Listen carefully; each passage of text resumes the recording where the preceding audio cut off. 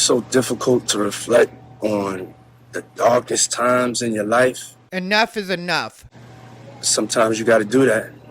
For the last couple of weeks, I have sat silently and watched people try to assassinate my character, destroy my reputation and my legacy. I was fucked up. I'll say. I hit rock bottom. You hit Cassie, too. And I make no excuses. Sickening allegations have been made against me by individuals looking for a quick payday. My behavior on that video is inexcusable. I take full responsibility for my actions in that video. Let me be absolutely clear. I did not do any of the awful things being alleged. I'm disgusted. You? Imagine how we felt watching the video. I was disgusted then when I did it. I'm disgusted now. I went and I sought out professional help. For what? You didn't do anything wrong. Why would you seek out professional help when you didn't do anything wrong? I'm perplexed. I had to go into therapy. I go into rehab. Had to ask God for his mercy and grace. I'm so sorry. Doesn't sound like you have anything to apologize for to me. But I'm committed to be a better man each and every day. I will fight for my name, my family, and for the truth. I'm not asking for forgiveness. I'm truly sorry. Ladies and gentlemen, give me a second to take that in.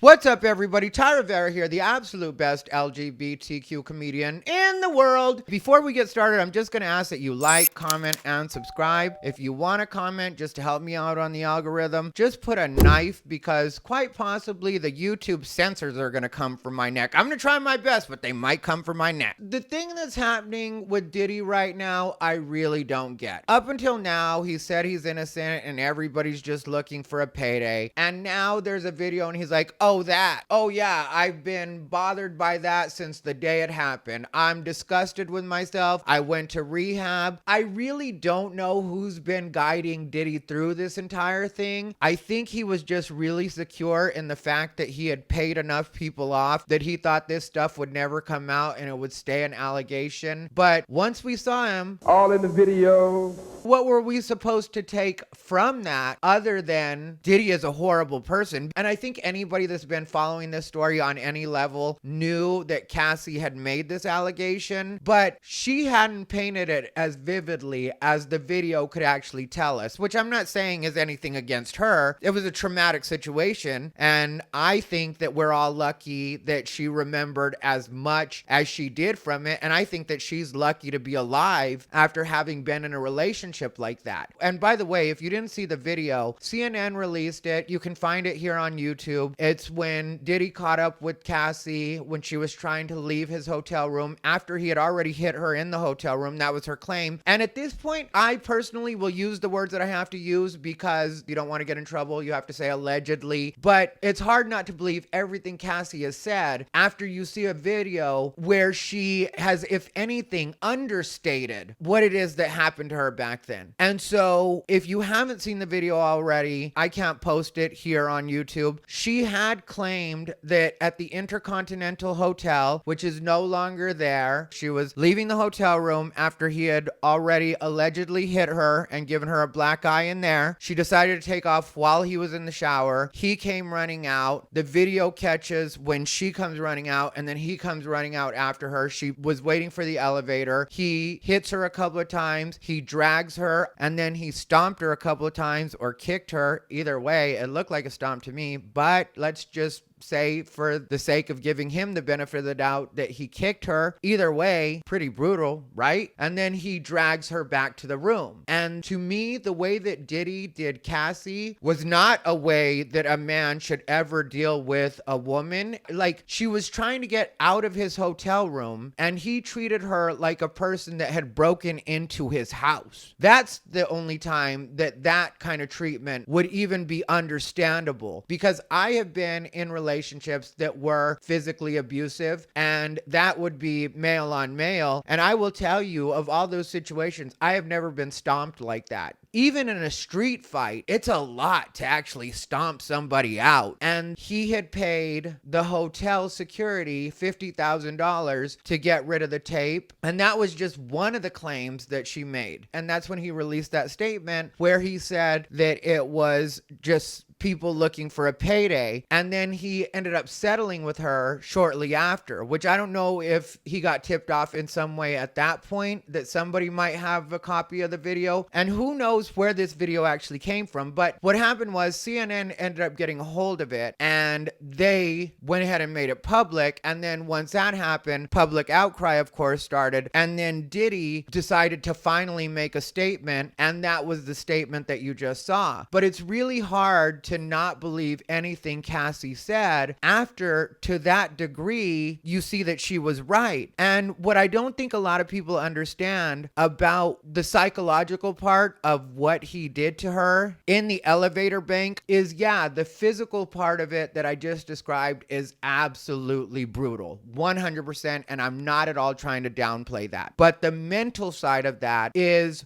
once somebody does something like that to you in public and is able to pay people off so that it doesn't become public, psychologically what that does to you is it tells you that there's no place to run, there's no place that you'll be safe, because no matter what you do or where you go, this person will still get a hold of you. And that's the thing I don't think a lot of people pay attention to in situations like this. And that's the reason that I think that Diddy is such an evil person after seeing not only that video, but also his apology. And I don't think the apology was at all meant for Cassie. I really think the apology was his effort to stay in the good graces or possibly get back in the good graces of the public. And as crazy as that sounds, the worst part of all of this is if you look at the comments on like the Shade Room or Hollywood Unlocked under his apology, because he originally posted his on his Instagram. But even if you look at the ones under his Instagram, there's a lot of people saying that's between him and God. I forgive him and keep your head up, Diddy, and stuff like that. And it's like, no, if he had come out at some point before this, even if it was after Cassie came out with her story and he paid her off, whatever he paid her off, which they say is in the neighborhood of $30 million.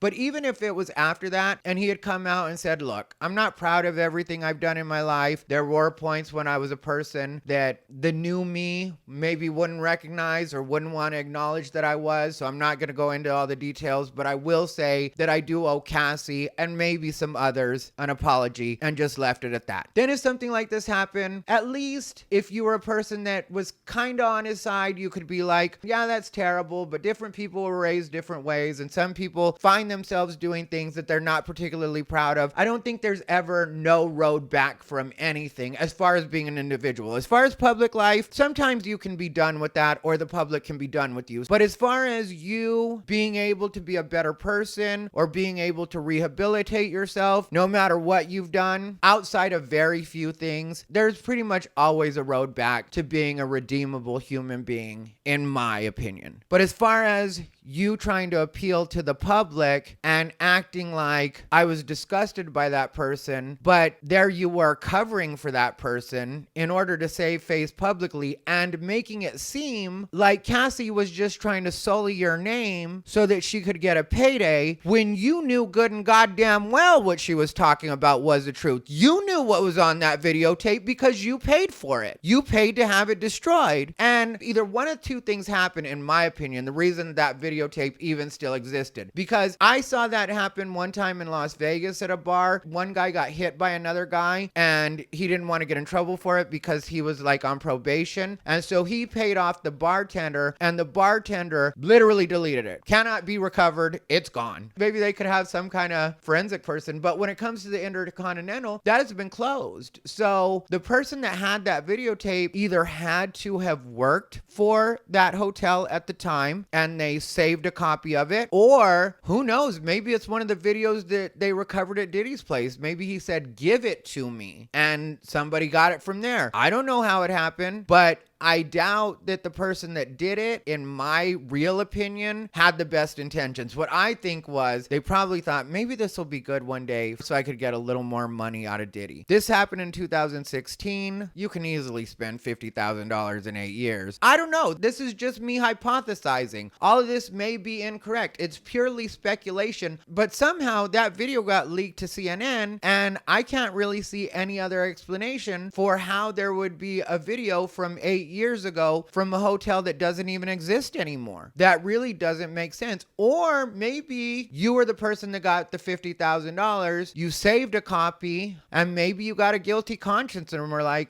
I kind of did her wrong all those years ago, and the least I could do now is corroborate her story by putting out this video. Because a lot of people were calling Cassie a liar and saying that she was probably just exaggerating the stories so that she could get some money off of Diddy. I have thoughts on Cassie, and at some point I probably will do a video on my thoughts on Cassie specifically. But on this one, I don't think that that's the way I want to go on this one, just because I think we do need to concentrate on Diddy. And yeah, you can be fully redeemable as a person, in my opinion. But as far as you being a viable celebrity or actual personality, I think that might be kind of out of the question at this point. But who knows? OJ was able to rehabilitate his image towards the end. And even though what Diddy did to Cassie was pretty terrible, what OJ did was definitely worse. 2 people got unalived in the OJ situation. Oh, and also, if I were Diddy, I would tell everybody around me, I don't care how much you love me, I don't even care if we're family, do not stand up for me in this situation, because it's only going to make me look worse. It's only going to make things worse. Because Diddy's son, Christian Combs, came out, and I don't know what this dummy was thinking, but that kid looks like he's dying. Like, he seriously is not, he doesn't look like he's in good health. And I think that he should learn to keep his mouth shut or steady his Twitter fingers or whatever it was, because I ended up hearing this from this Bahamian gal. I really like her. Check her out. I'll leave a link to her video down below. But I ended up hearing on her channel that he actually posted, this is from 2016. They already deal with this situation. My question is, why now? So he came at it with some, why you always talking about old shit energy. And that is not the way to come at this at all, and you should really keep your mouth shut if you have your dad's best interest in mind, because nobody cares what year it happened in. It was horrible. It should not have happened, and Diddy is lucky for the fact that the only people that do care what year it happened in is the LAPD, because it's past the statute of limitations. There's nothing they can do about it, so it's not going to get picked up, which Diddy's very lucky for that. But I've also read in articles that usually when they'll release this kind of information, that means something even bigger is coming out. So I guess we'll all just watch it as it unfolds, but let me know what you guys think down below in the comments. Do you guys think Diddy is redeemable? Do you guys forgive him? Were you ever mad at him to begin with? Do you guys care? Let me know in the comments. As always, this has been Ty Rivera, the absolute best LGBTQ comedian in the world.